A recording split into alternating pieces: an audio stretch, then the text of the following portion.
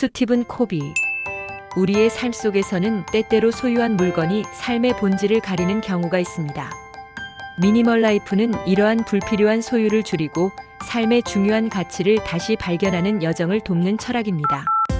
일을 시작하거나 지속하기 위해 상상력을 활용해 자신에게 진정으로 필요한 물건과 의미를 깨닫는 것이 큰 도움이 됩니다.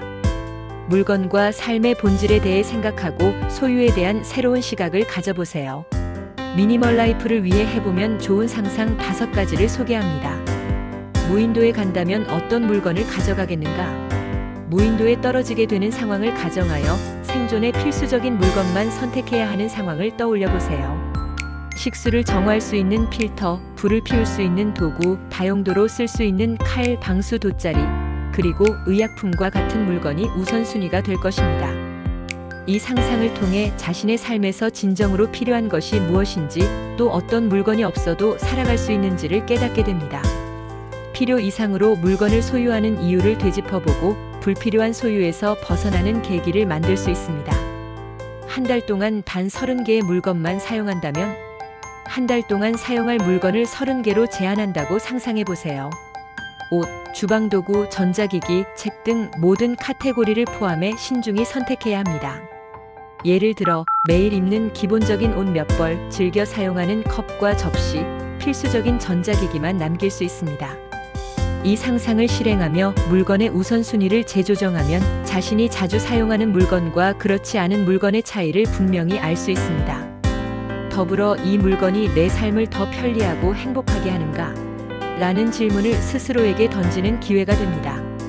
내 방에 물건이 전혀 없다면 지금 있는 물건을 모두 치운 상태의 방을 상상해 보세요. 그 상태에서 가장 먼저 드리고 싶은 물건은 무엇일까 생각해 보세요.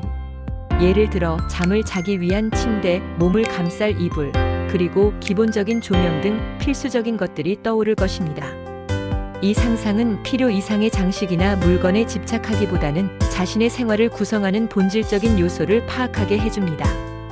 또한 필요 없는 물건으로 채워진 공간이 얼마나 많은지를 돌아보고 공간을 새롭게 재구성할 아이디어를 얻을 수 있습니다. 물건 대신 돈으로 보상받는다면 무엇을 포기할 수 있는가? 소유한 물건을 포기할 때마다 일정 금액을 받는다고 상상해 보세요. 사용하지 않는 옷이나 주방용품, 몇 년째 방치된 운동기구 등을 과감히 포기할 물건 목록에 올릴 수 있을 것입니다. 이 과정에서 물건의 진짜 가치와 자신에게 미치는 영향을 재평가할 수 있습니다. 또한 물건을 비우며 얻게 되는 금전적 보상이 아닌 가벼워진 마음과 공간이 더 큰 만족감을 줄 수 있음을 깨닫게 됩니다. 이 상상은 충동적으로 소유했던 물건들을 되돌아보고 더 나은 소비 습관을 만들어줍니다. 새로운 도시로 이사한다면 무엇을 가져갈 것인가? 현재의 집에서 새로운 도시로 이사한다고 상상해보세요. 공간과 운반비에 제약이 있어 필수적인 물건만 가져갈 수 있다면 어떤 물건을 선택할 것인지 고민해보세요. 자주 사용하는 물건이나 진정으로 가치 있다고 느끼는 물건이 먼저 떠오를 것입니다. 이 상상은 물건에 얽매이지 않고 소유의 의미를 되돌아보는 기회를 제공합니다.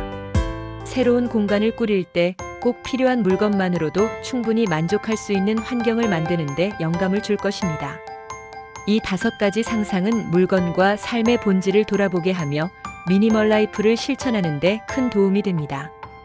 상상력을 활용해 자신에게 진정으로 필요한 것과 그렇지 않은 것을 구분하고 소유의 가치를 새롭게 정의해 보세요.